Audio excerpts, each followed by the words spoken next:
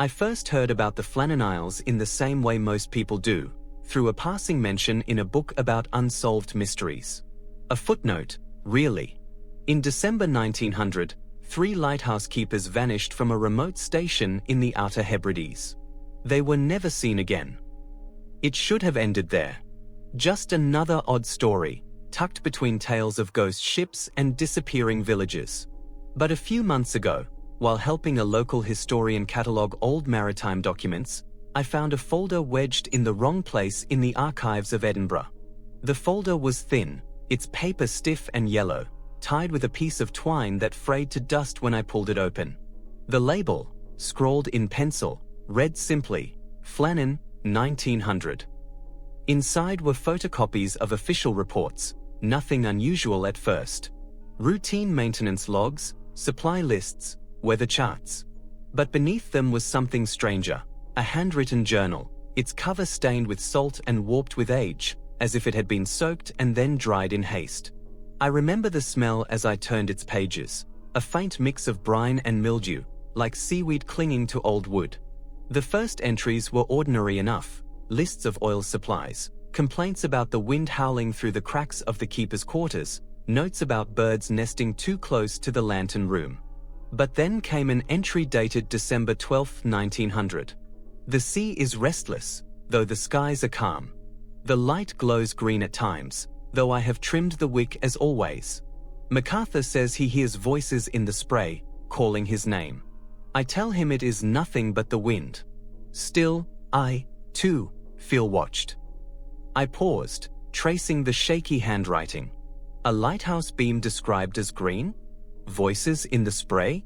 None of that appeared in the official reports I'd read before. The next entries grew more unsettling. December 13th. The dawn was red as blood. Donald swears he saw shapes in the mist, not ships, not birds, but tall figures standing on the rocks. I searched, but the stones were bare when I looked. The sea was calm, but I swear the waves carried whispers. And then, the last entry, December 15th. The light flickers though there is no storm. The air inside tastes of iron.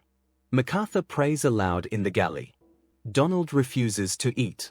We all feel the pull of something vast, something old. I write this so that someone may know we did not leave willingly. The handwriting broke off there, the ink smudged as if by a wet hand. No signature, no closing words. Just silence. I closed the journal, my pulse hammering. I'd read the official account, the supply ship arriving on December 26th to find the lighthouse deserted, the lamps unlit, the table set for a meal that was never eaten. The logbook ending days before. But this version, this secret record, hinted at something else entirely. Something that didn't make it into the reports. I set the journal back on the table, glancing at the flickering light overhead. For a moment, I thought I smelled the sea, sharp, metallic, carried on a wind that shouldn't have reached this far inland. And in that instant, I realized the story of the Flannan Isles wasn't just a mystery. It was a warning. I couldn't let it go. The next day, I went back to the archives. The folder was still there, as though no one else had touched it in years. This time I emptied it completely, spreading its contents across the long oak table under the buzzing lamp. At first, there were only weather logs and supply receipts. They were dry and factual, barrels of oil, sacks of coal, notes about incoming storms. Yet tucked between them was something odd, a scrap of paper, torn from a larger page. It was a letter, written in the same shaky hand as the journal. If this reaches anyone, know that the sea is wrong. The waves do not move as they should. They rise and fall without wind, like breath. The light above us burns in colors I cannot name. Donald swears he saw the lantern glow purple, then green, and once, black. How can light be black? The letter had no date, no signature. Just the salt-stained ink and a blotch where water had smeared the words. I swallowed, setting it aside. The official report I'd read in university claimed the men had likely been swept away while trying to secure ropes during a storm. It was a neat explanation, the kind history books like to preserve. But this letter, combined with the journal, suggested something entirely different, that the men knew they were in danger, not from the weather, but from the sea itself. Among the papers was also a photograph, grainy and faint. It showed the Flannan Lighthouse from the cliff path. The lantern room was visible, though the glass looked fractured. Across the photograph, almost invisible at first, was a streak of light. I thought it was damage until I angled it under the lamp. The streak wasn't random. It cut across the sea like a beam, glowing faintly green, far brighter than anything a 1900 lantern should have produced. I felt the hair rise on the back of my neck. Underneath the photograph was another fragment, a log entry typed on official stationery. The date was December 17, 1900, 2 days after the supposed last entry in the keeper's log. The text was brief, almost like a note to self. We hear the horn though no ship comes. It sounds each night at dawn, low and hollow, as though from beneath the waves. The light burns too strong. MacArthur says we are watched. I froze. The last entry should have been December 15th. The supply ship that found the station empty didn't arrive until the 26th. So how could there be a record dated the 17th? My hands trembled as I placed it down.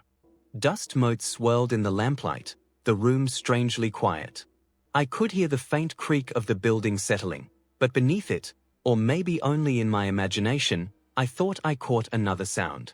A low, hollow note, like a horn carried on water. I shook my head, pushing the papers back into order.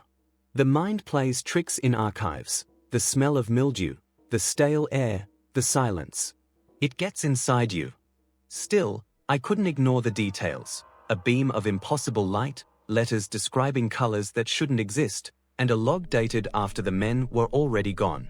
I packed everything back into the folder, tied it with string, and returned it to the shelf. But even as I walked home through the winter night, the unease clung to me. Every street lamp I passed seemed to flicker green. And when I finally lay down to sleep, I dreamed of waves that moved like breath, rising and falling, and 3 shadowed figures staring out from a lighthouse window that should have been empty. For days, I tried to put it out of my mind. I told myself the green flickers I'd seen in the street lamps were tricks of the eye, nothing more. But late at night, lying awake in my apartment, I could hear it, that same low, hollow horn, far away, as if the sea itself was blowing through some unseen instrument. It always came at the same hour, just before dawn. Finally, I gave in and returned to the archives.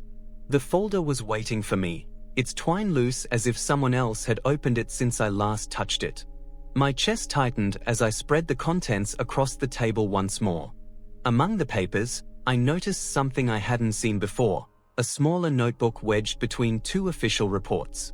Its cover was cracked leather, warped with damp, and when I opened it the pages released a faint smell of brine, stronger than before, as though the sea itself had seeped into the paper. The first entry was short, dated December 14, 1900. The dawn came gold, but the light still burns green. Donald refuses to climb the tower. He swears he sees faces in the lantern glass. I told him it is nonsense, but I, too, have seen shadows moving where none should be. I turned the page. The next entry was smeared, but legible enough. The horn again. Not from sea, but from beneath. The sound vibrates through the stones, through our very bones. At times, I feel the rock of the isle breathing beneath my feet. The handwriting grew shakier with each page. The final legible entry sent a shiver down my spine. Something has awoken. The sea watches us, and the light is its eye. If we leave the tower, it will follow. If we stay, it will claim us. We are caught between the wave and the flame. I shut the notebook, my pulse hammering. That was when the lights in the archive flickered. Once, twice, and then held steady. But in that moment of darkness, I could have sworn the room smelled of salt spray, sharp and metallic, as if I had been transported to the very base of the lighthouse itself. I pushed the papers back into the folder and stood, trying to steady my breathing. I told myself it was exhaustion, imagination. But when I stepped outside into the winter air, the world didn't feel right. The horizon glowed faintly, though the sun had not yet risen.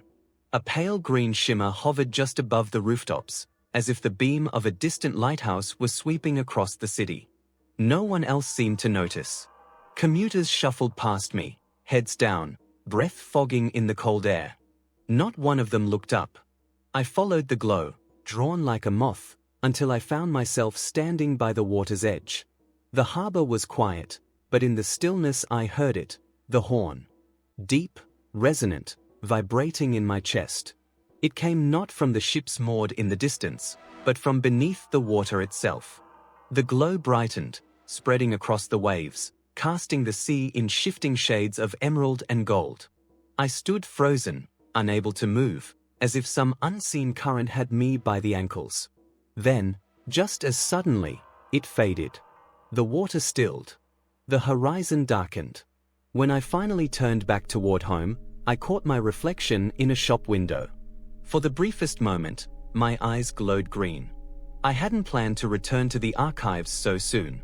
Yet it was as though the folder was calling to me, tugging at the back of my mind each time I tried to focus on anything else. I told myself I'd go only once more, that I'd put the documents back, close the box, and walk away.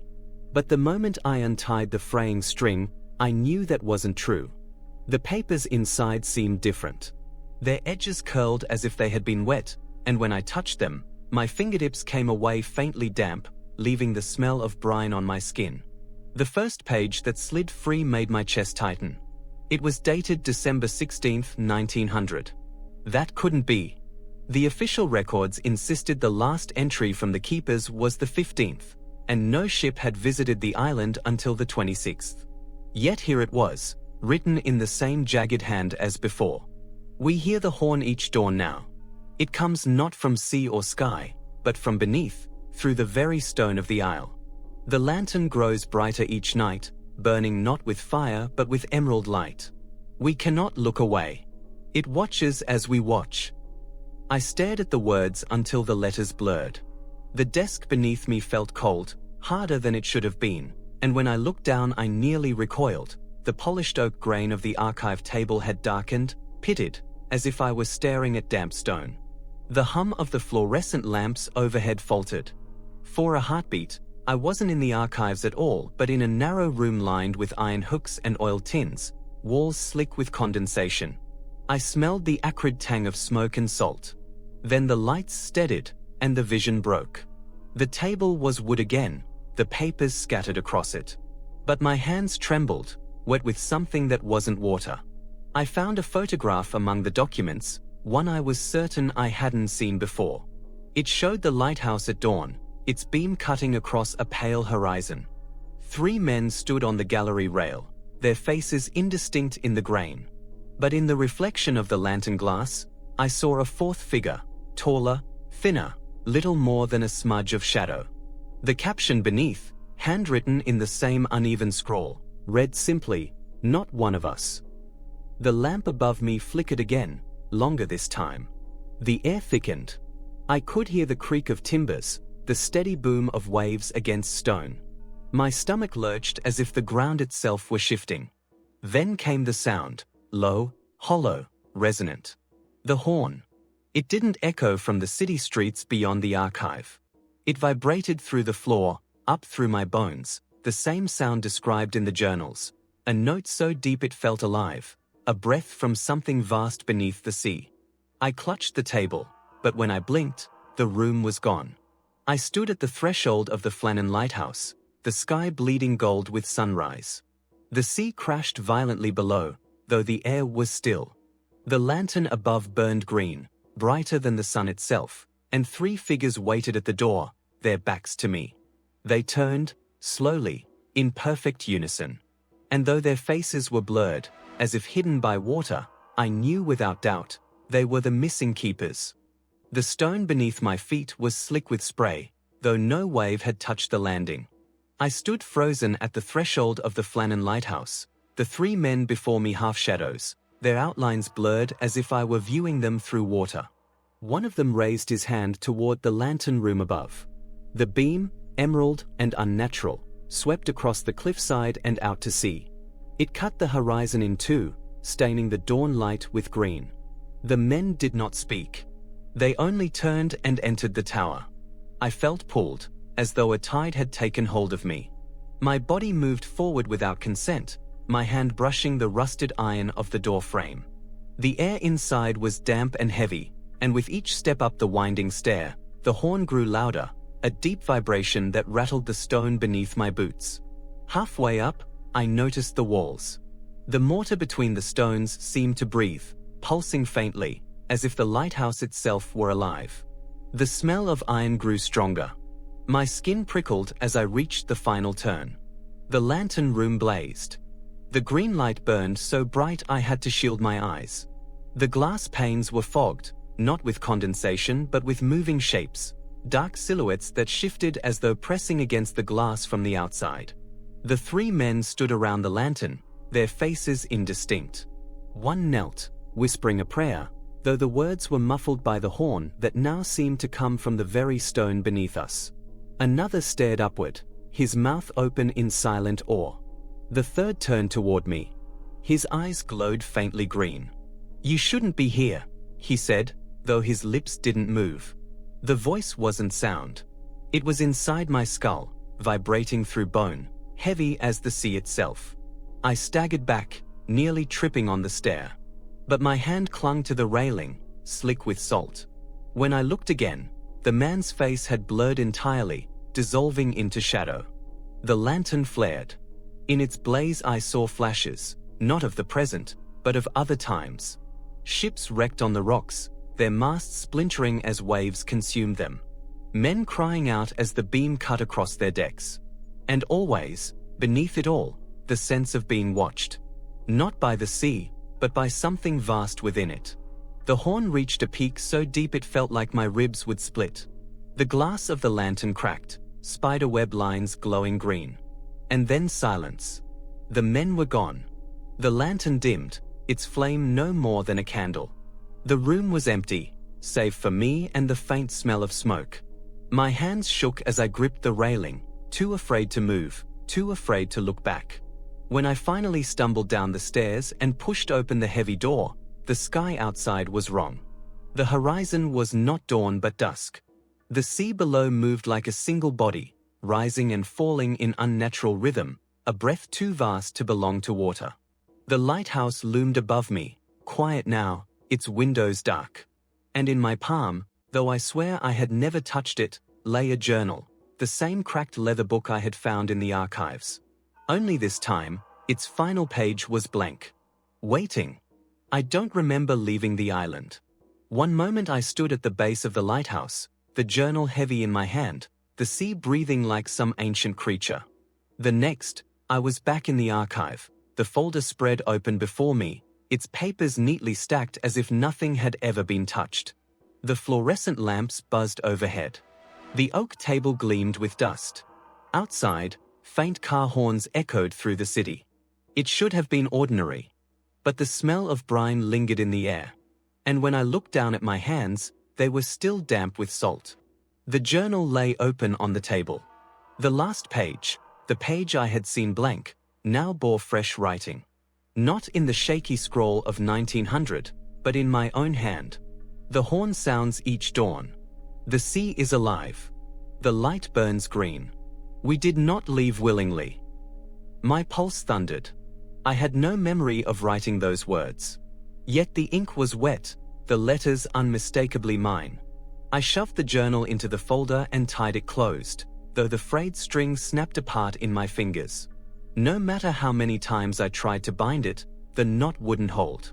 The lights flickered. For a heartbeat, the oak table was stone again. The walls dripped with condensation. I heard boots on stairs above me, the groan of timbers bending to waves. Then silence. When the lights steadied, I was back in the archive. I pushed the folder deep onto the shelf, as far back as it would go, burying it among hundreds of other forgotten records. My hands shook as I left the building, forcing myself to breathe in the cold night air. But as I crossed the street, I froze. Far on the horizon, where no lighthouse should be, a green beam swept across the sky. Slow. Deliberate. Searching. No one else stopped. Commuters hurried past, their faces blank, their eyes on the ground. Not one of them saw it. I shut my eyes, willing it away. But even with my lids pressed tight, I saw the glow behind them, staining everything. And now, each morning before dawn, I hear it. The horn. Low and hollow, as if rising not from the sea but from beneath the earth itself. It vibrates through the walls, through my bones, the same way the keepers described it more than a century ago. Sometimes, when I wake in the night, the journal lies open beside me. Its pages fill with words in my own handwriting, though I never touch a pen. The last entry always ends the same. We are caught between the wave and the flame. The light watches still. I don't know if I ever left the island. Perhaps the archives were only another chamber of the lighthouse, another layer in its endless cycle. Perhaps I was claimed the moment I opened that folder, my life folded into its pages like theirs. All I know is this. When the horn sounds again, when the light sweeps the horizon, I feel it pours on me. And one day soon, when the dawn burns green, I think it will no longer pass by. It will stay.